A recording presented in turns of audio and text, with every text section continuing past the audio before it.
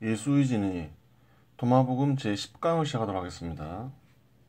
교재가 필요하신 분은 여기 인터넷 주소로 들어가면 돼요. 자, 20번 말. 제자들이 예수님께 말하였다. 하늘나라는 무엇과 같은지 말씀해 주십시오. 그분께서 그들에게 말씀하셨다. 하늘나라는 겨자씨와 같다. 겨자씨는 어떤 씨앗보다 작다. 그러나 잘 갈아놓은 땅에 떨어지면 큰 가지들을 내고 자라서 하늘의 새들이 은신처가 된다. 뭐예요? 하늘나라는 겨자씨에 비유되고 있죠. 그러니까 그 겨자씨는 자라죠. 자라면서 나무가 되고 또 가지에 이제 하늘의 새들이 깃든다고 했죠. 씨는 말씀을 했죠. 말씀이 자란다는 거죠. 마음에서든 밖에서든 진리가 실현되면서 자란다는 거죠. 밖에서도 진리가 실현되면서 자란다고 얘기하고 있는 거예요. 그리고 다 자라면 하늘의 새들이 깃든다 하죠. 마음에서 보면 절대자의 뜻이 이제 내용을 갖추고 가게 되겠죠. 근데 갖추는 과정에서 이미 절대자가 개입을 해요. 근데 어느 정도 자라면 하늘의 새들이 날아온다고 하죠. 그게 뭐냐면 확연히 느껴지는 거라고 보면 돼요. 신성이 이제 느껴지게 되는 거죠. 보통 이제 이런 거를 종교적으로 뭘 하나요? 이런 경험하는 걸 하늘의 새들이 깃드는 현상을 성령 체험이라고 하겠죠. 성령 체험. 성령 체험이라고 하는 거예요. 근데 자라는 순간부터 절대자의 뜻이 이제 확실히 이해되고 자라는 순간부터 사실은 절대자가 이제 개입하는 거라고 보면 돼요. 절대자가 개입 안 하면 진리가 형성될 수 없는 거죠. 근데 이제 어느 정도 자라게 되면 이제 확연히 느껴지는 거죠. 성령 체험이라고 할 수 있겠죠.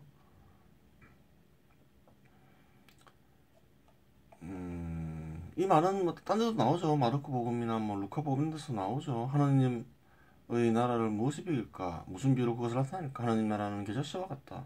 땅에 뿌릴 때에는 세상에 어떤 씨앗보다 작다. 그러나 땅에 퍼지면 자라나서 어떤 풀보다 커지고 큰 가지들을 뻗어 하늘의 새들이 그 그늘에 깃들일 수 있게 된다. 자, 그러면 쭉 정리해 볼 수 있겠죠. 하늘나라에 대해서. 하늘나라는 말씀에 바탕하여 안에서나 밖에서나 이루어지는 것이다. 이렇게 보면 되고, 또 하늘나라는 자란다. 조건이 되면 자란다. 자라기만 하나요? 그렇지 않죠. 말씀 실천 안 하면 하늘의 나라가 줄어들 수도 있죠. 줄어들 수도 있는 거예요. 근데 자란다는 성격을 얘기한 거죠. 하늘나라를 이루는 방법에 대해서 얘기하다 보니까 자라는 걸 이용해라. 이렇게 얘기하는 거죠. 씨앗은 어떻게 했나요? 섭리를 보면서 섭리를 파악해서 얻는 거죠. 섭리를 파악해서.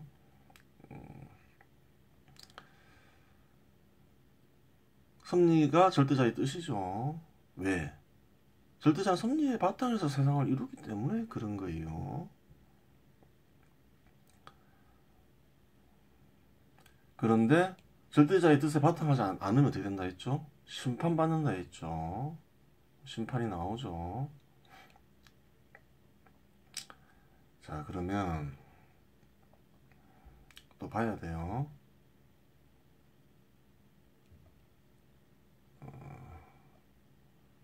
좀 뒤에 걸 다시 좀 보겠습니다. 예수님께서 말씀하셨다. 아버지 나라는 한 여자와 같다. 그 여자는 누룩을 조금 가져다가 반죽 속에 집어넣어 큰 빵으로 만들었다. 귀 있는 사람은 들어라.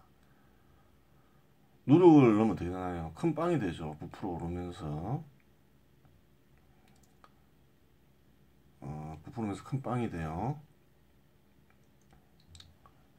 이거는 또 마태복음에서도 나오죠. 예수님께서 또 다른 비유를 그들에게 말씀하셨다. 하늘나라는 누룩과 같다. 어떤 여자가 그것을 가져다가 밀가루 사마 속에 집어넣었더니 마침내 온통 부풀어 올랐다. 순식간에 커진다고 얘기도 하죠. 근데 씨 뿌리는 비유에서 들었지만 순식간에 안 커질 수도 있죠.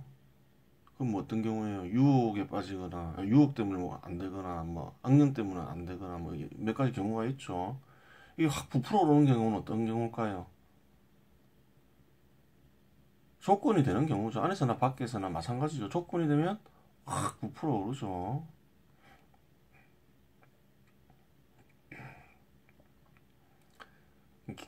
그러니까 그 조건은 뭐가 있어요?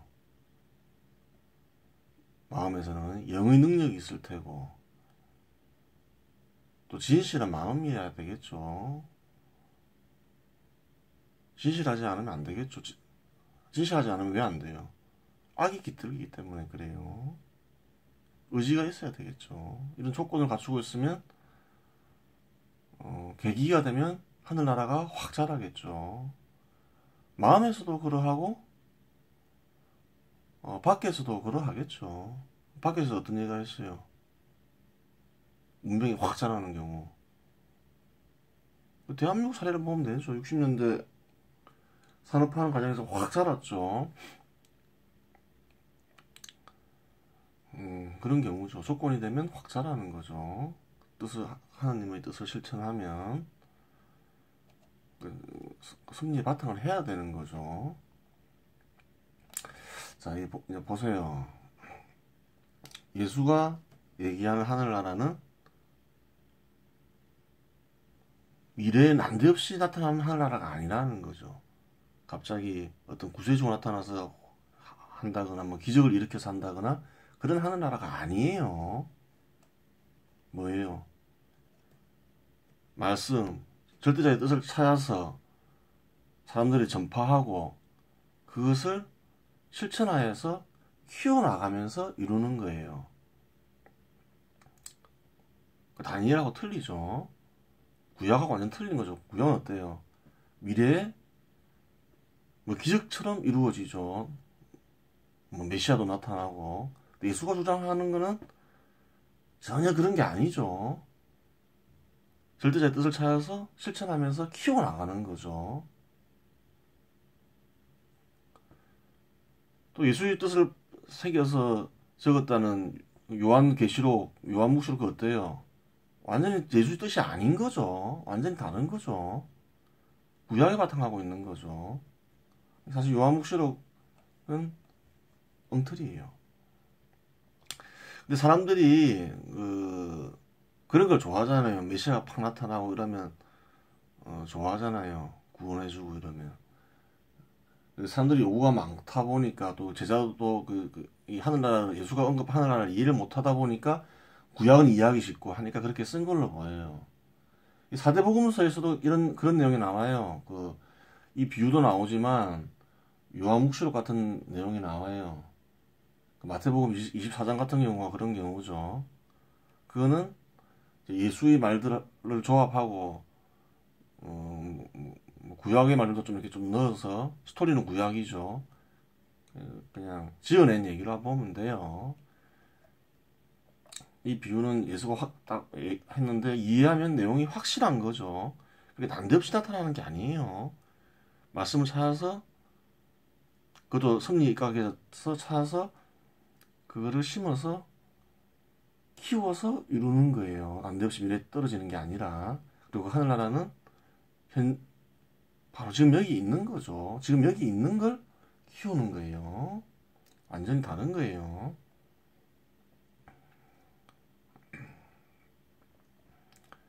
자, 그러면 근데 제가 가만히 보니까 이 심판에 대해서 가만히 보니까 심판에는 전이 현상이 있어요. 이런 것까지는 언급이 안 됐지만 내가 보니까 심판에 전이 현상이 있어서 적어놓은 거예요. 폭탄이 떨어질 때는 폭탄이 떨어지는 장소에서 최대한 멀어지도록 도망쳐라.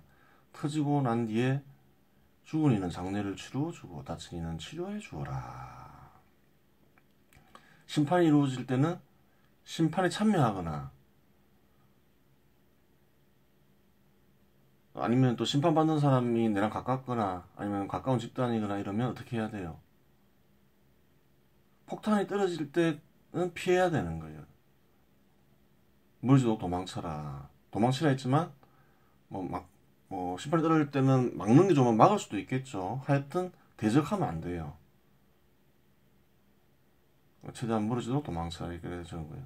터지고 난 뒤에 죽은 이는 장례를 치루어 주고 다친 이는 치료해 주어라. 내가 가까운 이가 심판을 받으면 도와주고 싶죠. 그래도 도와주면 안 되는 거예요. 심판이 끝난 뒤에 이제 뭐 죽었으면 장례를 치루어 주고 다친 이는 치료해 줘야 돼요. 이제 예를 들어서 공산주의 국가들이 다 1990년대 되면 다 멸망하죠. 기업 개방을 하거나 그 전에 다 했겠죠. 기업 개방한 나라는 망하지 않고 기업 개방 안 한 나라들은 다 멸망하죠.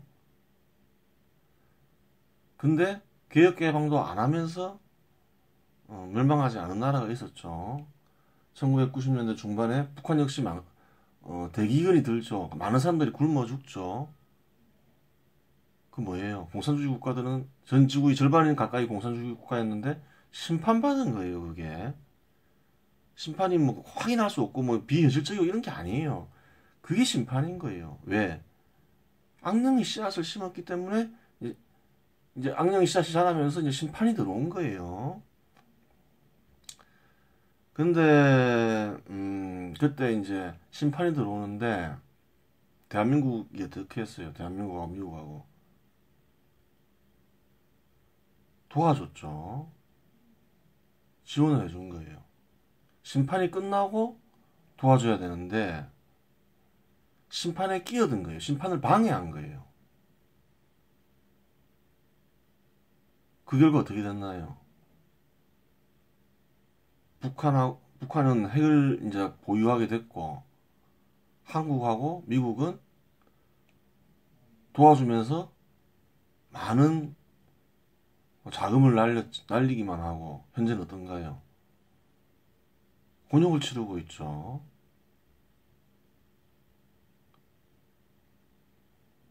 절대자가 그런 거예요. 네가 감히 나의 심판을 막아? 네가 한번 그 대가 한번 치러봐. 그런 거예요. 미국이 세계 최강대국인데 북한은 제일 못 산 나라 중에 하나인데 곤욕을 치르고 있는 거예요. 심판을 막은 대가인 거예요. 죄를 지은 거죠.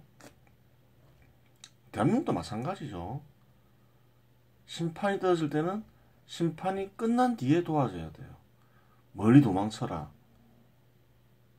혹은 내가 피해를 입을 것 같으면 뭐 준비를 하는 것도 괜찮은 거죠. 준비를 하거나 뭐 이렇게 뭐 어떻게 하면서 심판을 피해야 되는 거예요. 심판에 끼어드는 게 아니에요.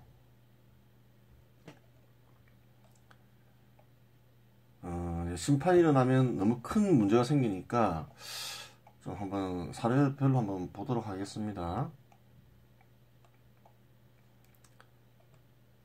심판의 사례. 빈곤 연구로 노벨 경제학상을 받은 인도 출신 아마르티아스는 민주주의 국가에선 대기근이 발생하지 않는다고 했다. 이건 잘못된 거죠. 민주주의 국가라도 절대자의 뜻에 반하면 송두리째 뽑힐 수 있죠. 예를 들어서 베네수엘라가 처음부터 뭐 지금 같은 나라는 아니었죠. 민주주의 국가를 하던 나라죠. 근데 뿌리째 뽑혔죠. 왜냐하면 절대자의 뜻에 어긋났으니까. 대기근은 식량 생산이 부족해서가 아니라 배분이 잘못될 때 빚어진다고 했다. 하여튼 넘어가고, 역설적으로 현대사의 대기근은 분배 천국인 사회주의 나라에서 주로 일어났다. 600만 명이 굶어 죽은 1930년대 우크라이나 대기근 600만 명이나 죽었죠. 3천만 명이 아사한 1950년대 중국 대약진 운동이 그게다. 1950년대면 중국 인구가 글쎄 정확하게 지금 기억은 안 난다면 한 4, 5억 됐을 거예요. 3천만 명이면 어마어마한 인구가 죽은 거죠. 이게 심판인 거예요.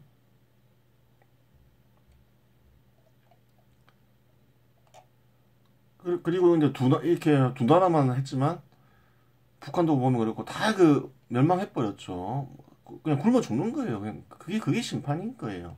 섭리에 의해서 그냥 섭리에 어긋난 존재들을 그냥 몰살시켜버리는 거죠.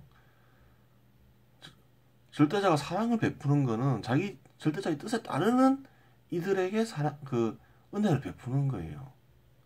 그 은혜란 건 뭔가요? 하늘나라죠. 딴 게 사랑이 아닌 거예요. 하늘나라는 누구만 지니고 있나요?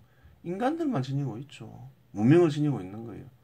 그래서 힘도 약하죠. 제일 강한 것도 아니죠, 인간이. 근데 전 생물, 동물들을 지배하죠. 지배하는 거예요. 그리고 동물들이 누릴 수 없는 문명도 누리고, 하늘도 비행기 타고 날을 수 있고, 지구 반대편에 있는 사람하고 통화도 할 수 있고, 통신수단을 이용해서. 그게 이제 절대자의 은혜인 거예요. 그러면, 얘기했죠. 좀 예수의 진리를 좀 알았으면, 뭐, 처음은 당하더라도 두 번째는 안 당할 수 있죠. 근데 예수의 진리를 모르는 거예요, 사실은. 얘기해 준 사람이 없는 거예요. 악령 시작에서는 어떻게 파악할 수 있다 했죠? 열매를 보면 안다 했죠. 열매가 나쁜 게 계속 발생하는데 악령의 씨앗인지 못 알아본 거예요. 그러니까 이렇게 많은 나라들이 사회주의, 공산주의 하다가 이렇게 멸망하고 굶어 죽고 이런 걸 보면서도 또 사회주의를 한다고 하는 거예요. 기독교 신자가 뭐 글쎄 뭐 잘 모르겠. 하여튼 저도 특별하게 기독교를 연구하진 않아서 뭐 얼핏 말로 들었는데 기독교에서도 해방 신학이라면서 뭐 이렇게 뭐 사회주의랑 결합한 신학이 있다고는 들었는데 좀 예수가 한 말이나 좀 잘 이해하고 좀 해야 될 텐데 예수가 한 말도 내가 이해도 못하면서 한다는 거죠. 그 열매하고 씨앗 이야기는 그 예수가 얘기하는 것 중에 핵심 내용인 거예요. 하늘나라 이야기는 예수가 제일 중요하게 주장한 비유가 하늘나라인 거예요. 그 하늘나라 빼면 뭐 진리에 이르는 길도 있고 진리에 이르는 길이죠. 그 두 개 빼면 아무것도 없다는 거죠. 아무것도 없는 거예요. 내세울 게 없는 거죠. 아니, 그게 제일 중요한 거죠. 하늘나라하고 진리에 이르는 길이. 그걸 다른 이들이 못했으니까. 그러니까 이제 공산주의 국가가 망한 것도 보고 이러면 이게 쌍둥이 씨앗이구나 알아야 되는데 그걸 모르고 또 사회주의를 하는 나라들이 나오는 거예요. 유엔은 살인적인 물가와 생필품 부족으로 2015년 이래 약 300만 명에 달하는 베네수엘라 국민들이 조국을 떠났다고 발표했다. 또 사회주의 한다고 포퓰리즘 아예 대놓고 포퓰리즘을 한 거죠. 완전히 공산화는 아니지만 공산주의 국가 망하는 거 보니까 좀 겁나서 못하는 거죠. 사회주의 식으로 이제 이렇게 포퓰리즘을 했는데 결과는 똑같은 거예요. 예외라는 건 없는 거예요. 그래 어떻게 됐어요? 뭐 엄청난 인구가 떠났죠. 베네수엘라 300만 명이 조국을 떠났다 하죠. 한 3천만 명 돼요 인구가. 어떻게 살아요? 그 현재 베네수엘라 현재 베네수엘라에서는 마두로 정권의 핵심 지지층이 아니면 일상생활이 불가능할 정도여서 적지 않은 베네수엘라 여성이 주변국에서 매춘을 하며 남성이나 청소년들은 매여를 해서 가족을 먹여 살리는 것으로 알려졌다. 이렇게 되는 거예요. 이렇게 되는 거예요. 비참해지는 거예요.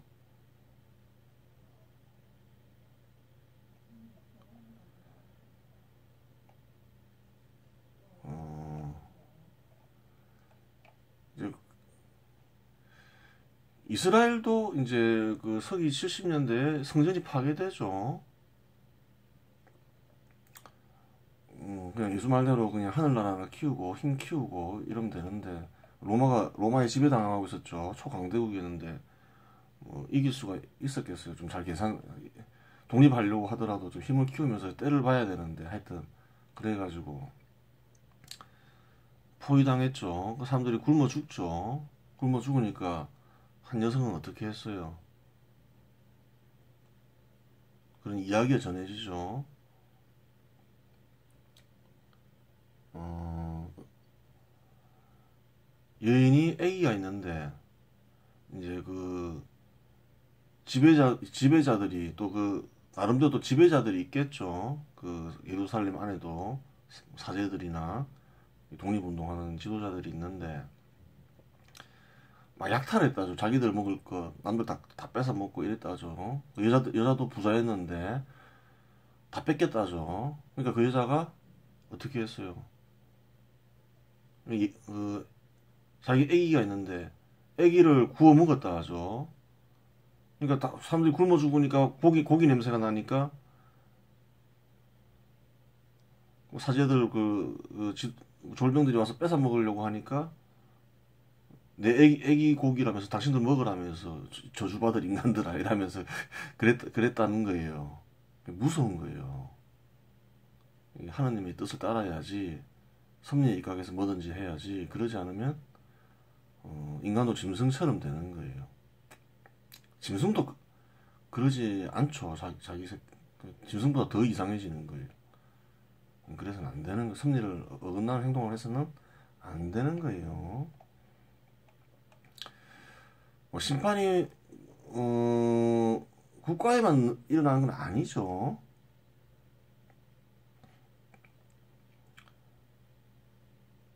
자, 한번 볼까요? 최근에도 일어났죠. 유 전 부시장은 자산운용사 대표에게 오피스텔 보증금과 월세 등을 내게 하고 항공권, 골프채 등을 받는 등 금품을 챙긴 혐의를 받고 있다. 검찰은 유 전 부시장이 이런 식으로 총 4,950만 원의 뇌물을 받은 것으로 보고 지난해 12월 재판에 넘겼다. 어때요? 개인적으로 벌어지는 심판인 거죠. 뭐 사람은 유혹에 빠져서 실수할 수도 있어요. 어려운 상황에 처하거나. 근데 이 유재수라는 사람은 거의 상습적으로 한 거죠. 상습적으로 하니까 어떻게 돼요? 이 심판을 받는 거예요. 현 시대에서 이런 게 용납이 안 되는데 그냥 상습적으로 해버린 거죠. 이런 사람을 뭐라 해요? 그건 너무 또 개인적인 그런 것 같으니까 그런 건 좋은 건 아니니까 예로 드는 것도 별로 좋은 건 아닌데 하여간 뭐 또 예를 들어야 잘 아니까 절대자의 뜻에 따라 안 살면 개인적으로도 이렇게 심판을 받을 수가 있어요.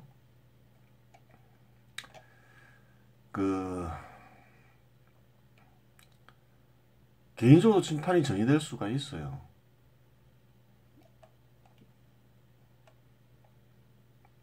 볼까요? 청와대 민정수석실이 유재수 전 부산시 경제부시장에 대한 감찰무마 의혹을 부인한 조국 전 법무부 장관이 26일 구속 전 피의자 신문에서 친문계 실세들이 청탁에 못 이겨 감찰 중단 결정을 내렸다고 진술한 것으로 알려졌다. 곤욕을 치르는 거죠. 이게 심판이 전인 거예요. 심판을 하는데 방해하면 그에 대한 대가를 치루어야 되는 거예요. 심판인지 아닌지 잘 봐야 돼요. 실수하는 걸 용서하고 이런 건 있을 수 있죠. 또는 실수를 파악되면 한두 번 용서할 수 있는 거고, 또 억울한 경우에는 당연히 뭐 어떤 경우든 도와줘야 되고 하는 건 하겠죠.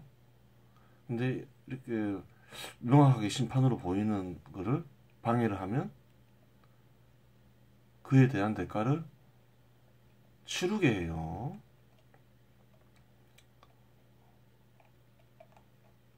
국가도 마찬가지로 했죠.